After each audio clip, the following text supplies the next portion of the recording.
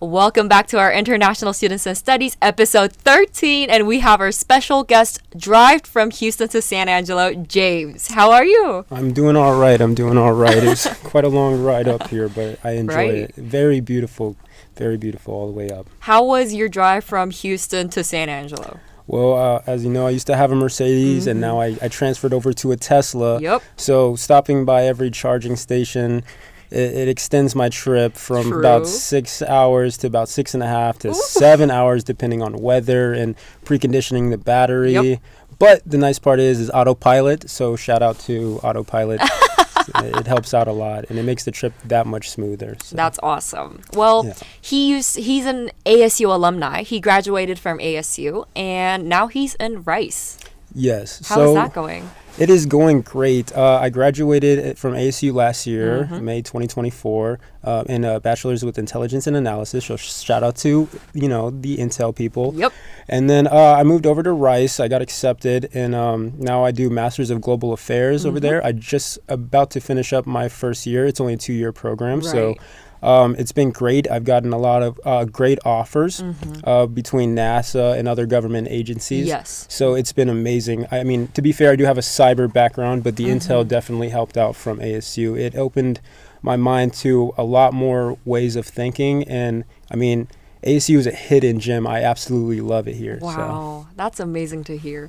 Well, I know you were doing military here, ROTC? I was doing ROTC. ROTC at ASU, and you had a background in like cybersecurity, right? Correct. Yeah. Data. Just so not so much like any data analytics work, but fun fact, I guess, if we can get into that real fast, I did get a lot of hands-on experience doing data analytics. So through ASU and then graduating and then going to Rice, it opened a door to MIT. So I got to actually travel. My school paid for me to travel to MIT for a conference and actually present on data analytics for a company that does mobile homes, like kind of like the company of if you look up Boxable. Right. They create modular homes. So they basically prefabricate everything, and then they start stacking these homes like Legos. And the CEO of the company spoke with me directly, and we were working a plan with a whole bunch of other people. There was a guy that worked for a space company. One other, actually, a Rice person got accepted, and they were on my team. Wow. And a couple of other amazing group of people. We were called the Frameworkers. Right. So you can find us on YouTube for the MIT Hackathon 2024. And you can see our whole presentation and our data analytics work. And that was very cyber heavy. But data analytics is not necessarily where I'm from, but cybersecurity, yes. Yes. So currently my path is to become a data analyst? Data analyst, yes. Analyst. It's really hard to say difference between analysis and analysts. Yes. Yeah, but I'm trying to become a data analyst. That's kind of where my goal is heading to currently right now. So I would love to more hear about like all of the data stuff. But back to our International Students and Studies topic. I know you have a lot of cultural backgrounds. Like you moved all across the globe. I want to hear about that. Oh, well, great that you just asked that. Just a month ago, I was in the Czech Republic. Wow. So it was for 2 weeks. I got selected for SPP. So SPP is State Partnership Program. Texas specifically, we watch over Egypt, Chile, and the Czech Republic. And there's a joke, or it could be serious, unsure, that they chose those countries because they have the same colors as our Texas flag.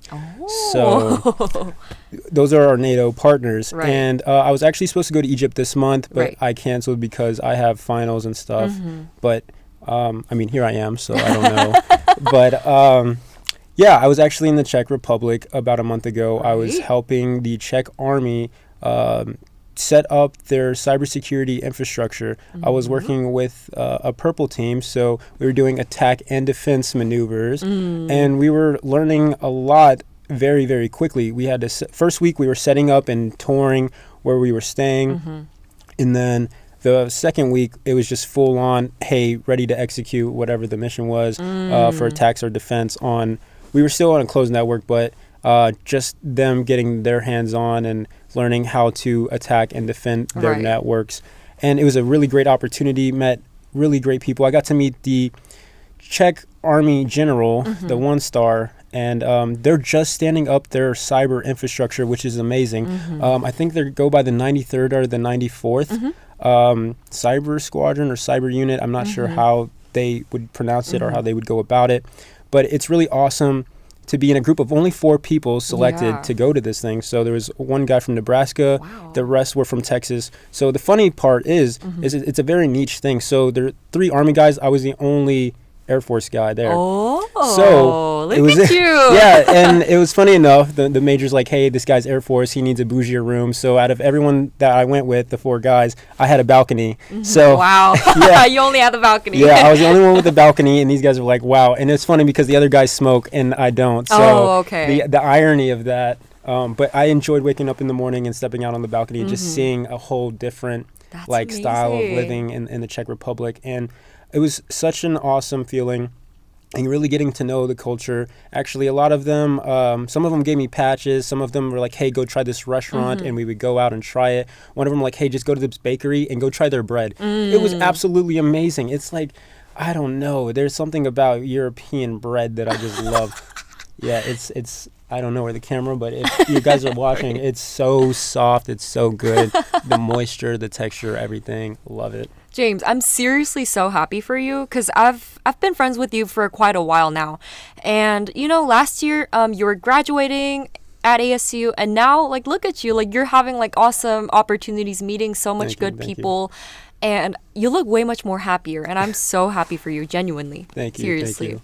I mean, I really appreciate that. And I mean, just coming here to ASU and meeting you, I mean, I know we met through one of our friends, Aisha, but I mean, just that alone says a lot about the ASU culture. It's like friends of friends and just still developing. I mean, we had a lot of things that I think we liked that were very common. True. If it was music, photography, or thrifting. Oh my goodness, me and Aisha just went thrifting actually. Aww. So she got this vase, so you have to take a look at it whenever you have a chance.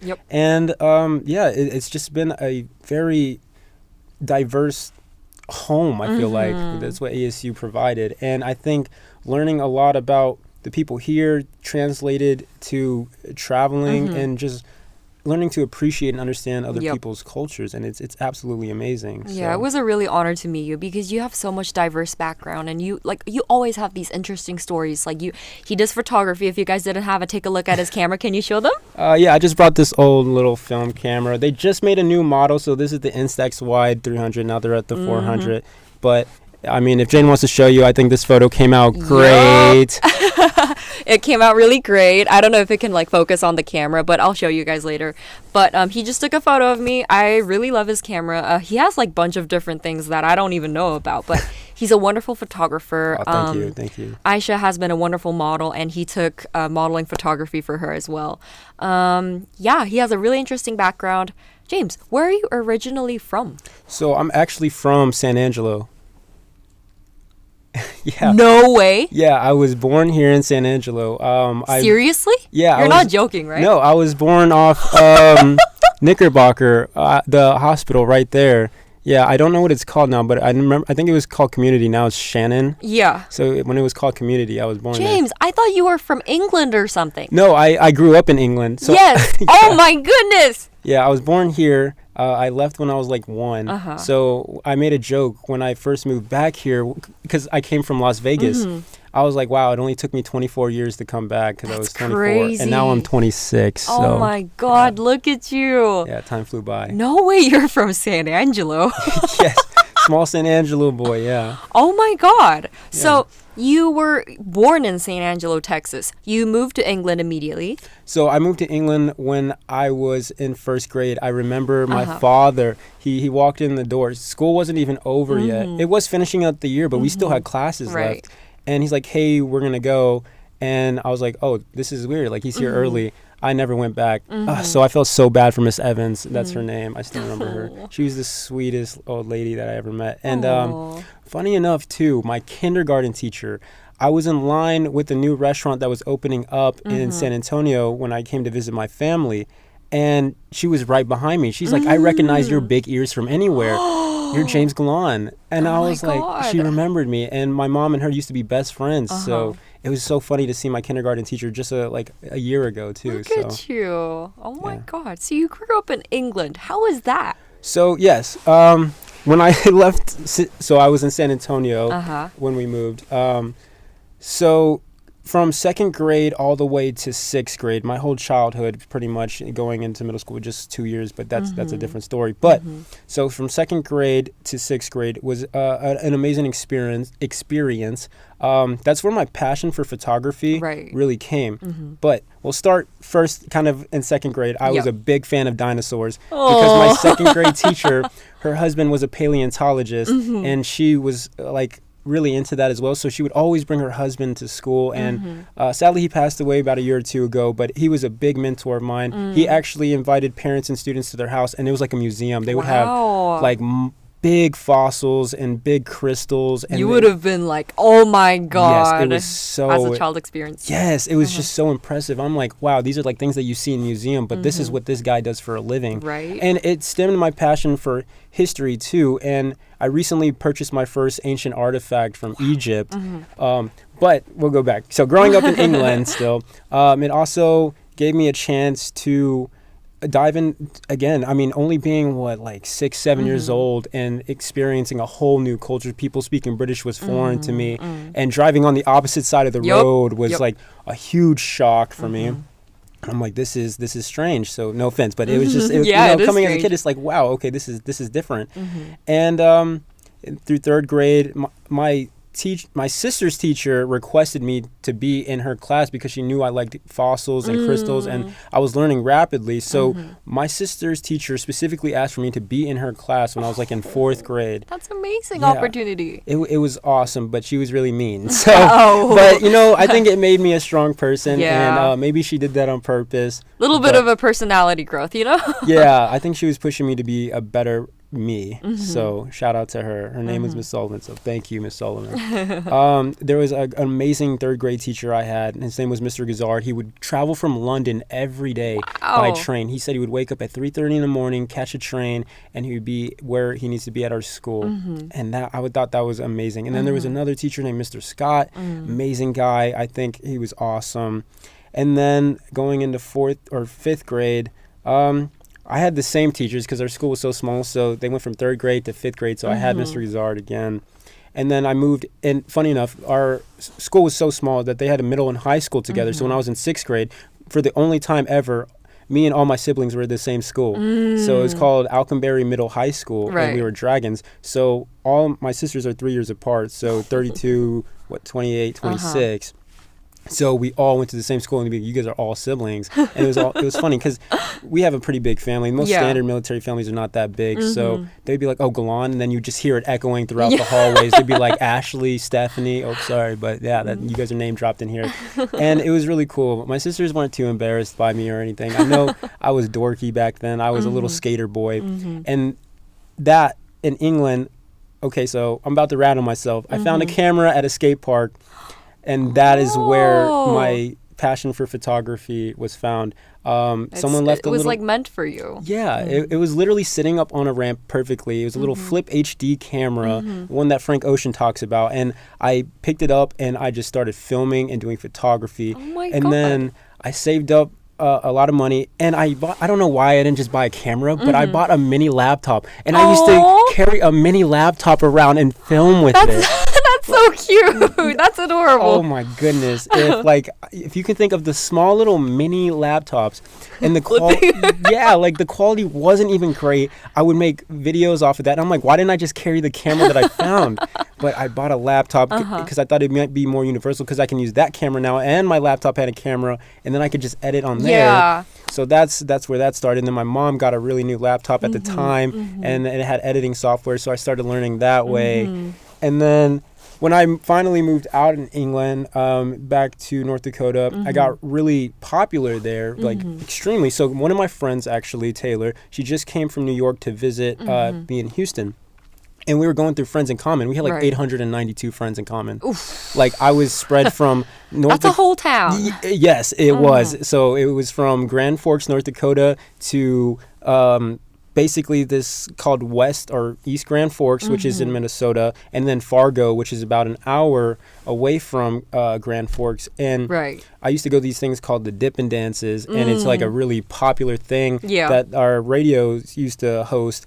And someone found me. It was a softball team, and then from there it spread like wildfire. And they knew that I did photography and filming, and it just became a big thing there.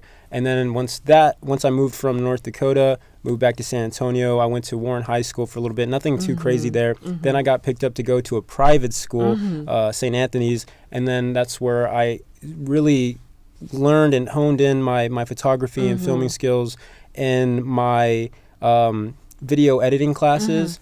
And one of my foreign films that I made actually got first place, and it showed in this theater in San Antonio. So if you're a local San Antonian, what is it called? It's called the Palladium. It's huge. It's like it looks like a coliseum. Okay. So it won first in foreign films. It was a Spanish film. I directed. I did not actually film. I did not film it. I directed it though. So it was very interesting. I created the storyboard and everything. And I couldn't be there because I don't know what happened. I got sick or I was busy. But they went off my storyboard and they still gave me the award for that is for foreign amazing. film. I think director is a really important role because it like kind of views the whole thing as the director, you know, like they see the whole storyline. They get to direct like how the camera should be angled or everything, you know. So I think you played a really good role there. Yeah, I mean, creating the storyboard and the script was definitely a hard part. I didn't have too much on the script, but the storyboard and how I wanted the camera angles and everything was definitely hard to visualize, and especially not being there. I had to trust one of my friends named Joseph and another one named Anthony to really take care of the visualizations, and they nailed it. And I think all of it just worked out cohesively, and the project was done, and we won first. And then my senior year, we put up another film, and it didn't do too well, but I was a senior, and I was just being nonchalant. Right. And it got third place, so I always wondered if I were to put a little bit more effort, like what that could have been. And with that camera, my senior year, I actually saved up again, and I bought my first, like, professional-ish camera from a pawn shop, and that's kind of where it started from there. And, yeah, that's the filming and photography side of me. And then going into college, still doing film and photography, and then I was like, hey, I need to afford school somehow, join the military, and then cybersecurity from there. And then I started filming again and doing photography, and someone found me in Las Vegas. Then they started inviting me to music studios. And funny, and the craziest part I think about it is, and where it really blew up is a YouTuber found me, and they actually moved their family from California to Las Vegas for me to be their personal filmer and photographer. Wow. Even though they knew I was only going to be there for one more year when they met me, they took the gamble. They let me do all their filming and photography and editing. And you can still see a lot of their stuff today and the remnants. And they have not ever really dropped a big project since I left. So a lot of it is slowed down on their content. They still do amazing, crazy things. I think you can find them under Mr. Fortune 500. And they just travel the world. And they brought me along for everything. They took care of me like I was like their son. And it was awesome. Really James, great experience. Like, for international students, and for yourself, like, you know, like you get to meet so much good people with great opportunities for yourself. What do you think is like the part that makes you become this wonderful opportunity bringer? Like I want to know if it's like a personality thing, or are you a hard worker to like apply for everything that you want? I just want to know. What's your secret? I think the secret to it is that there really isn't well, maybe there's a little bit. I think what people fail to realize is actually comprehension. When people talk and they listen, and they always say, oh yes, I understand. Okay, you understand, but are you comprehending? Like, are you actually understanding? Yeah, like, can you regurgitate and yes, I say understand, but can you comprehend and regurgitate what I'm saying and use it in a sentence? Like, do you actually truly understand? Do you actually truly comprehend what I'm saying? And when people ask me, hey, I have a vision, I have to be able to comprehend. I have to be able to see exactly what they're talking about. If not, I feel like it would have never gotten anywhere. Right. I do think I have a certain style that stands out from a regular. I hate to say it because everyone's photography is amazing, but I think I have a certain style that just suits me and suits a lot of the clients that I have, and it works. It's a recipe that works. But it starts with can you comprehend? Like a family trusted me and moved from California for my vision. I had to understand what they wanted, what they were paying me, and everything else. So I had to comprehend, like, hey, they're doing a lot, and let me give the best that I can give. And I mean, it's a lot of effort. And I mean, I guess over time, I also just learned photography skills because, yeah, it does get a little complex on lighting sometimes. True. And frame rates and all sorts of stuff in that nature without diving too much in depth. But I think taking time to even outside of just that, like, I don't want to say contract, but friendship or relationship, you could take it into your personal life and comprehend the person that you're being with, understand them. And more than just understand, again, it's comprehension. That's the word. That's the good word. Yes. I think that's really important because I think people a lot of miss out important information when other people are putting out valuable information, just like you said. But they just get to say, like, oh, I get it, I understood. But actually, do you actually understand what I'm talking about? Can you use it onto your terms, what it actually means? Can you utilize it, Exactly. So, yeah, I think that's a really good point. So for international students, your advice is comprehension. I mean, even working around, I think we can both agree on this, actually. So Aisha, like, we know that she's from France and you're from Korea. Exactly. And I'm from here. We have to be able to comprehend each other. Right. We're all from different nationalities, different areas in the world. And yeah, we could be like, okay, we understand. But what does that mean behind that? And that's comprehending and be like, okay, if I say this, it can mean something completely different in your world, in Aisha's world, in my world. But somehow we make it work, and we're still all friends today, and I think we all catch up. So it's amazing. That's a really good point that I did not acknowledge it.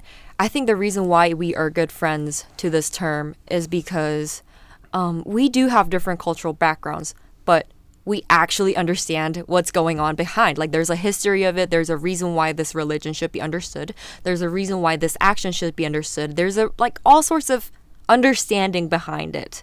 And I think that's what makes us kind of be like a water, like a fluid. We just tangle into each other, just understand, even though we have to force it to understand each other. Yeah, and I wouldn't even say it's forced. Like, we're comprehending on a more logical level. I mean, I heard a famous saying sometimes. I mean, this kind of goes more towards relationships, but I even consider it in friendships. And when you're upset with someone, or even when you disagree, logic and emotions don't mix. Yeah. So you gotta sometimes think. And thinking is comprehending, and then comprehending will lead to, understanding. I think understanding is underneath comprehension, but I don't know. Maybe the definitions are the same. Sorry, guys. But that's James, just how I see it. I'm really happy for you, but I feel like you've, matured way much more. You were already mature when I first met you. Thank you. But you matured so much more within a year, and I feel like you've became more of a happy person. Yes, thank you. Just tell me, before we end the show, what is your secret recipe that you balance your passion as a hobby, like photography, or it can be as a job, and you balance school at the same time? So are we talking about, before we end, how deep are we getting into this? Is it the cybersecurity part? Is it the photography? Is it the international? Because those are three very big components. So I have a hobby, I have a real job, and then I have school. I mean, school is technically a real job right now because I need to pass. And rice is a little difficult sometimes, but not bad.